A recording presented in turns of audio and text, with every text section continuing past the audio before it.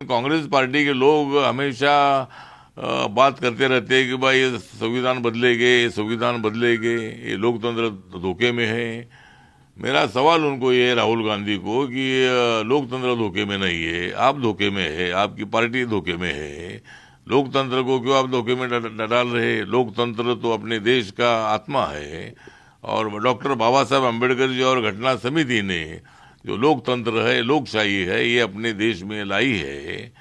और आप लोग जानते हैं कि एक बार अटल बिहारी वाजपेयी की सरकार 1998 में एक वोट से हारी थी। तो एक one man one vote one value, एक आदमी के मत को एक ही कीमत होती है।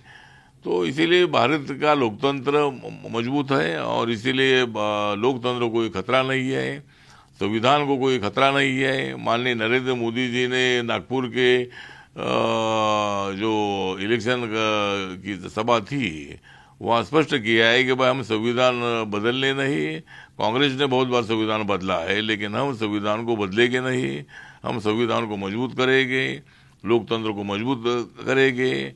ये बातें नरेंद्र मोदी जी हमेशा बताते हैं। और इसीलिए कल बाबा साहब अम्बेडकर जी का एक 133 का एक बाबा साहब का जन्म दिवस था। तो पूरे देश भर में वो बहुत ही धूमधाम से मतलब बाबा साहब का जन्मदिन मनाया।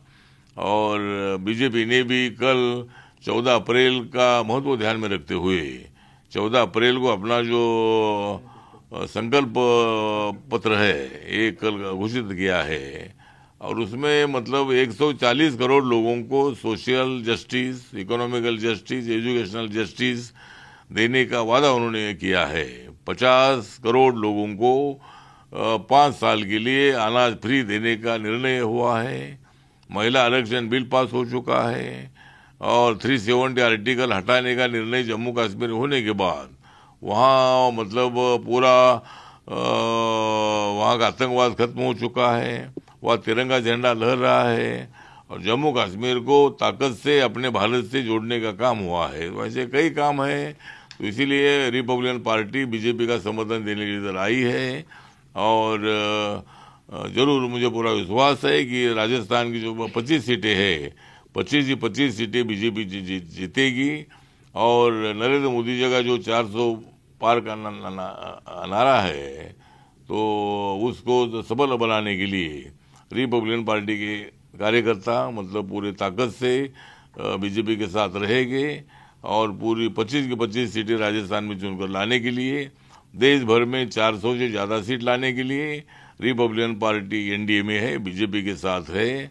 और इसीलिए नरेंद्र मोदी जी के नेतृत्व में दोबारा 2024 में हमारी सरकार आएगी और हम 400 पार सीटें करेंगे। अठावले जी, मेरा सवाल ये है कि बीजेपी और जो आपकी सरकार है वो लगातार 400 पार सीटों की बात करती है, लेकिन विपक्षी दलों की बात की जाए, इंडी गठबंधन की बात की जाए, वो अब तक ये क्लियर नहीं कर पाए कि कितनी सीटों पर उनकी पार्टी जीत सकती है। कोई दावा नहीं कर पा रहे। इसके आपको क्या लगता है? क्योंकि बीजेपी दावे के साथ कह रही है 400 के पार है, लेकिन विपक्षी दलों के पास कोई सीटों का आकलन नहीं है। मुझे लगता है कि नरेंद्र मोदी जी और एनडीए को कॉन्फिडेंस है कि हम 400 से ज्यादा सीटें जीत सकते हैं। और जो इंडी गठबंधन है वो इंडी गठबंधन को विश्वास नहीं है कि भाई उनकी कितनी सीटें जीतेगी। हम विश्वास से बोल रहे हैं कि भाई 2019 के चुनाव में बीजेपी की 303 सीटें थी और एनडीए की 351 सीटें थी। तो अभी 5 साल में जो निर्णय हुए हैं, जो G20 का निर्णय हो या महिला आरक्षण बिल पास करने का निर्णय हो, 370 आर्टिकल हटाने का निर्णय हो या 50 करोड़ लोगों को फ्री में अनाज देने की अनाउंसमेंट हो, या ऐसे कई निर्णय जो हुए हैं, उससे हमें पूरा विश्वास है कि 400 पार करने में हमको दिक्कत नहीं है। अगर लास्ट टाइम 351 सीटें हमारी एनडीए की थी तो अभी 400 पार करना हमारे लिए ज़्यादा प्रॉब्लमेटिक नहीं है। साउथ इंडिया में बीजेपी उतनी स्ट्रांग नहीं थी, लेकिन तमिलनाडु में भी माननीय नरेंद्र मोदी जी के लाख 2-2 लाख की सभा हुई तो वहाँ भी मतलब कुछ सीटें चुनकर आने की संभावना है। आंध्र प्रदेश में चंद्रबाबू नायडू के साथ टीडीपी के साथ अपना बीजेपी का अलायंस हुआ है, वहाँ भी कुछ सीटें चुनकर आने की संभावना है। तेलंगाना में 4 सीटें थी, वहाँ 8-9 सीटें आने की संभावना है। और पांडिचेरी की सीट है, वो भी चुनकर आने की संभावना है। केरला में भी कुछ 2-3 सीट आने की संभावना है। तो इसी तरह साउथ इंडिया में भी बीजेपी का खाता का खुल रहा है। और इसीलिए 400 पार करना हमारे लिए मुश्किल नहीं है। लेकिन मैं इंडिया आघाड़ी को पूछना चाहता हूँ कि भाई आपकी कितनी सीट आएगी। हमने 400 पार बोला है, तो आप 300 पार बोलो, 200 पार बोलो, या कितनी सीट आप जीत सकते हैं, ये आपने अनाउंस करना चाहिए। और कांग्रेस पार्टी के राहुल गांधी को भी मेरा चैलेंज है, वो भी मतलब कांग्रेस पार्टी को कितनी सीटें मिलेगी वो अपना जो कॉन्फिडेंस वो बताए।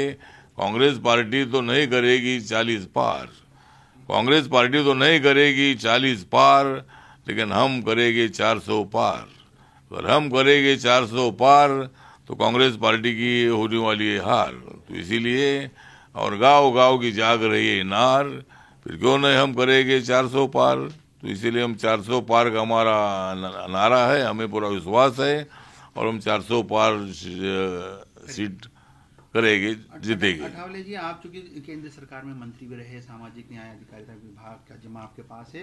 हाल ही में लालू प्रसाद यादव और तेजस्वी यादव का बयान आया है कि बीजेपी के नेता खुलकर आरक्षण के विरोध में बोलने लगे हैं। हालांकि उन्होंने आरोप लगाया है, आरक्षण बदलने का भी आरोप लगाया कि चाहते हैं। आपको लगता है कि इस प्रकार के जो आरोप लगा रहे हैं विपक्षी दल के नेता, कितनी सच्चाई लगती है आपको इसमें? मुझे लगता है कि विपक्षी दलों के आरोप में बिल्कुल तथ्य नहीं है कि आरक्षण ये बदलेंगे। आरक्षण बदलने का विषय नहीं है, इतने सालों से आरक्षण है, और बाबा साहब अम्बेडकर जी के प्रयत्न से शेड्यूल कास्ट शेड्यूल टाइप को आरक्षण मिला।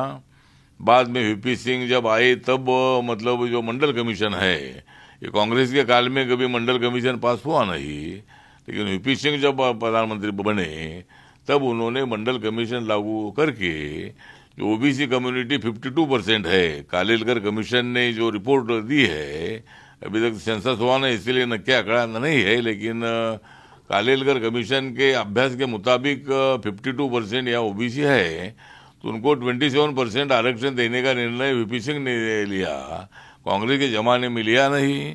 मैं सवाल पूछना चाहता हूँ राहुल गांधी जी को कि अभी आप बोल रहे कि भाई ओबीसी का सेंसस करो, लेकिन जब आपकी सरकार थी तब आपने क्यों नहीं किया? अभी आप बोल रहे हैं कि भाई सेंसस करो, सेंसस करो। तो इसीलिए मुझे लगता है कि जो आरोप कर रहे हैं, जो तेजस्वी यादव आरोप कर रहे हैं कि भाई आरक्षण निकालेंगे, बदलेंगे, आरक्षण कैसा, मोदी जी 10 साल से सत्ता में है और मोदी जी ने दलितों को न्याय देने का काम किया है। जम्मू कश्मीर के दलितों को रिजर्वेशन का अधिकार नहीं मिलता था, उनको अधिकार देने का बिल पास हमने किया है हमारे मंत्रालय में। हमारे मंत्रालय ने 10% आरक्षण इकोनॉमिक वीकर सेक्शन को दे दिया है, चाहे वो ब्राह्मण हो, हिंदू हो, मुस्लिम हो, सिख हो, जैन हो, कोई भी हो, वहाँ कोई जाति का कोई बंधन नहीं है। जो मैंने योजना बताई उस योजना में भी मुस्लिम कम्युनिटी को भी उसका फायदा होता है, मतलब उसमें मुस्लिमों को फायदा नहीं देना है ऐसा बिल्कुल नहीं है। इसलिए मुस्लिम आवाम को मेरा कहना है कि हमारी एनडीए सरकार, माननीय नरेंद्र मोदी जी, बीजेपी मुस्लिमों के खिलाफ नहीं है। जो आतंकवादी मुस्लिम हो उसका तो हम विरोध करते हैं, आतंकवादी मुस्लिम हो, हिंदू हो, दलित हो, जो देश के खिलाफ काम करेगा उसका हम विरोध करते रहते हैं। तो इसीलिए आरक्षण बीजेपी निकालेगी, इस आरोप में बिल्कुल तथ्य नहीं है। संविधान की बात करते हैं कि संविधान और लोकतंत्र खतरे में है, विपक्ष के नेता मतलब ये आरोप जो लगा रहे हैं चुनाव के दौरान, आपको लगता है कि केवल भ्रामक है? मुझे लगता है कि इनके पास कोई दूसरा आरोप लगाने के लिए कोई उनके पास विषय नहीं है। दलित समाज को, मुस्लिम समाज को भड़काने का काम कांग्रेस पार्टी हमेशा करती रही है, और आज तक कांग्रेस पार्टी दलित मुसलमानों के होठों पर हमेशा सत्ता में रही। लेकिन जब दलित और मुसलमान उनसे अलग हो गया तब कांग्रेस पार्टी को 40 तक ये आना पड़ा। जिस कांग्रेस पार्टी ने 70 साल तक सत्ता में मतलब सत्ता अपने हाथ में रखी थी, उस कांग्रेस पार्टी को एकदम कोलैप्स करने का काम नरेंद्र मोदी जी ने किया है। और राहुल गांधी में उतना दम नहीं है, राहुल गांधी में इतना नहीं है दम, और नरेंद्र मोदी जी नहीं है कुछ कम। तो मतलब नरेंद्र मोदी जी वो एक तगड़े पॉलिटिशियन है, लेकिन उनको रोज गालियां दी जाती है, उनको रोज उल्टा सीधा बोला जाता है। और जितना मोदी जी के खिलाफ ये बोलते रहेंगे उतना मोदी जी का ज्यादा फायदा होगा। इसीलिए ये आरोप ऐसा ही कर रहे हैं। उस आरोप में बिल्कुल लोग जान रहे हैं कि भाई विकास हो रहा है, रोड अच्छे बन रहे हैं, हमारे घर घर में योजना आ रही है। एकदम पूरा हमने सब कुछ किया ऐसा हमारा कहना नहीं है। 10 साल में नरेंद्र मोदी ने जितना किया है उतना कांग्रेस पार्टी के कार्यकाल में इतना डेवलपमेंट नहीं हुआ था। इसलिए मुझे लगता है कि ये आरोप करते रहे। हम तो तीसरी बार नरेंद्र मोदी जी को प्रधानमंत्री बनाएंगे, चौथी बार बनाएंगे, पांचवी बार बनाएंगे, छठी बार बनाएंगे। जब तक बीजेपी मजबूत है, जब तक हमारी एनडीए मजबूत है, तब तक कांग्रेस और इंडिया आघाड़ी को सत्ता में आने का मौका मिलेगा नहीं। और इसीलिए हम हमारा काम कर रहे हैं। जितनी गालियां देना है इतना दे दो, जितनी देनी जितनी दे दो तुम हमें गालियां, जितनी देनी उतनी तुम दे दो मुझे गालियां, लेकिन जनता मोदी जी के लिए बजाती रहेगी तालियां। तो ये तो काम हमारा है और हम आगे बढ़ रहे हैं। धन्यवाद।